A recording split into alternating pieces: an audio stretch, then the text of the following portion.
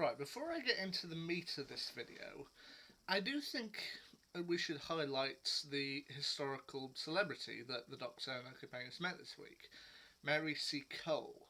Now, chances are, if you think of the Crimean War and nurses, the first one you'll likely think of is Florence Nightingale. And you know what, that's a good point. I mean, she did help improve cleanliness in hospitals and was a major nurse during the Crimean War. But so was Mary Seacole. Supposedly, she attempted to join Florence Nightingale's troupe, but was denied several times. And instead of kind of being down about it, she worked with her friend Thomas Day, bought her own ticket to the Crimea, travelled to the Crimea, and set up a boarding house known as the British Hotel, where she cared for many of the injured soldiers on the front lines during the Crimean War. Hell, she went so far as to even go out onto the battlefield to treat wounded soldiers. The main reason why you may not have heard of her as much as, say, Florence Nightingale is because when the Crimean War was over, Florence Nightingale was still wealthy enough to continue her work, whereas Seacole sadly had to declare bankruptcy. But more and more people are learning about her every day, and I learned about her through Horrible Histories, where she was played on two separate occasions by actress Dominique Moore. But yeah, more people deserve to know about Mary Seacole. There's even a statue being built of her. And yeah, so that's just my quick highlight of the historical celebrity. Anyway, on to the main meat of this. The second chapter of Doctor Who Flux, War of the Sontarans. Now, escaping from the Flux at the end of the Halloween apocalypse, the Doctor, played by Jodie Whittaker, and her companions, Yaz, played once again by Amanda Gill, and Dan, played once again by John Bishop, somehow find themselves in Sevastopol in 1855 during the Crimean War. Except something's not quite right, as they soon discover Russia no longer exists. Britain is not fighting Russia in the Crimean War. The British forces are in fact fighting the Sontarans. And really, this is best a story told in kind of three distinct parts, because the Doctor and her companions end up getting separated, and they have to deal with everything on their own. Now, the Doctor ends up kind of meeting. Well, they all end up meeting, but the Doctor ends up working with Mary Seacole, played this time by Sarah Powell, who is likewise has set up her own kind of boarding house in the Crimea called the British Hotel, and is doing her best. I mean, history has changed. They're all now fighting the Sontarans. In fact, General Logan, played by Gerald Kidd, seems particularly keen on taking them down by any means necessary, even if it means going into full-blown conflict with the Sontarans, which, yeah, is never quite a good idea. Dan, meanwhile, somehow gets transported back to Liverpool, and while there he discovers that seemingly history has changed for him as well, as he finds the Sontarans overrunning Liverpool, even having turned Liverpool docks into a Sontaran shipyard.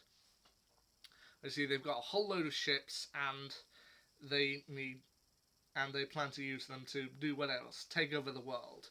As the Sontaran leader Riscor explains to the Doctor, who's played by Jonathan Watson, as he explains to her, the Crimea was pretty much the best place they thought to start. Basically, they managed to get in underneath Carvinista's ships before they surrounded Earth and began their takeover from there. They chose the Crimea because, one, they thought it was the best place to start, and two, Riscor just wanted to ride a horse. Which I can't help thinking is funny, but yeah.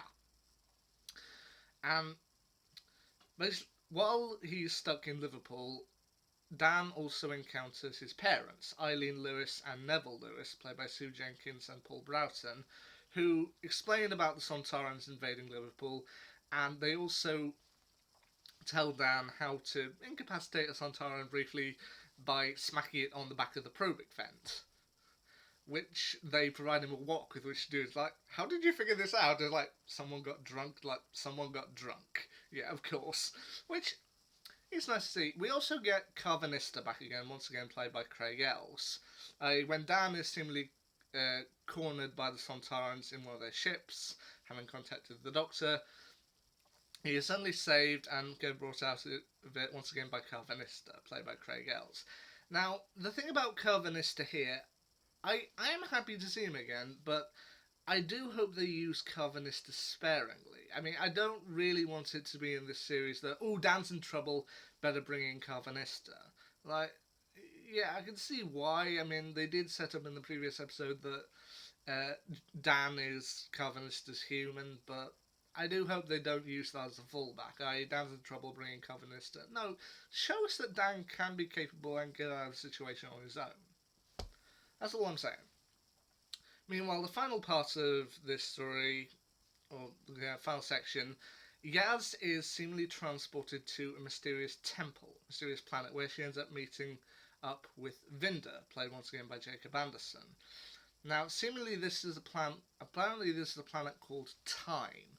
Even though the Doctor says there can't be a planet called Time, there just isn't. And they're in the Temple of Atropos. And they seem to get a flying diamond, which asks if they can repair something. Basically, there's a set of almost, I think, holographic creatures known as the Mori, and they're kind of seemingly like overseers of time, and they're seemingly broken. However, they're soon confronted by the Ravagers. Swarm, played once again by Sam Sproul, Azure, played once again by Rochinda Sandel, and a new one called Passenger, played by Johnny Mathers. And they end up killing a few of the Mori, and then, in order to lure the Doctor into a trap, they end up setting up Yaz and Vinda as the two newest kind of keepers of time. And basically, by the end of the episode, they're like, right, we're giving you a countdown, and if you don't surrender to us, we're going to kill them. Which, yeah, I mean, it's the cliffhanger for this particular episode, I do think is quite sinister. I mean, the Sontaran conflict throughout, I do think is very fun. I mean, as I said, while Jonathan Watson plays the kind of leader, the Sontaran commander Riskor, uh, we have also got a new design of the Cybermen. No, not Cybermen, the Sontarans, which I pointed out in the previous story. And there was another Sontaran in this story who I heard his voice, and I realised that was Dan Starkey, who of course for years played various Sontarans, mainly Strax. But I heard him and I thought, oh, that sounds like Dan Starkey. It's like, well, it probably is. To which I kind of worried that with this new Sontaran design they'd go for kind of a whole new cast of voice actors or something. But I'm glad they brought Dan Starkey in once again to voice Sontarans. I mean, he's done so for a very long time now, and I think over the last 10 years. And I do think that, yeah, it was nice to hear his voice again. I do think they show the conflict quite well. And I do love the solution that the Doctor and Mary end up coming to, although, once again, it does have a little bit of the air of the Christmas invasion with the Sycorax. They seemingly force the Sontarans to retreat, but General Logan isn't willing to let them go that easily and ends up destroying the Sontaran ship. Which I do kind of feel like, yeah, that's maybe a little bit of a repeat of Christmas Invasion. They were leaving, they'd come back. Like, you're not here all the time. But as I said, there was a lot happening in this particular story, and I do think some parts of it were pretty good. I'd say the weakest element overall is with Yaz and the Temple of Atropos. I mean, evidently that's setting up for the next episode or later on in the series.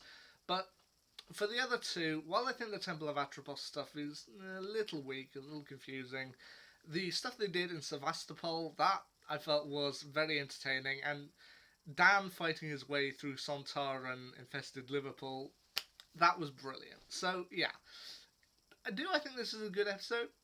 Overall, I'd say, yeah, I'd definitely give it a good 66.6% recurring score, and I do think it's a good one.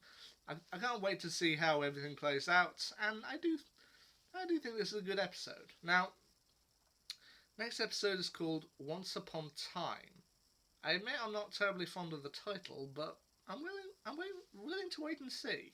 So we'll have to see how that plans out. Anyway, till next week, see ya.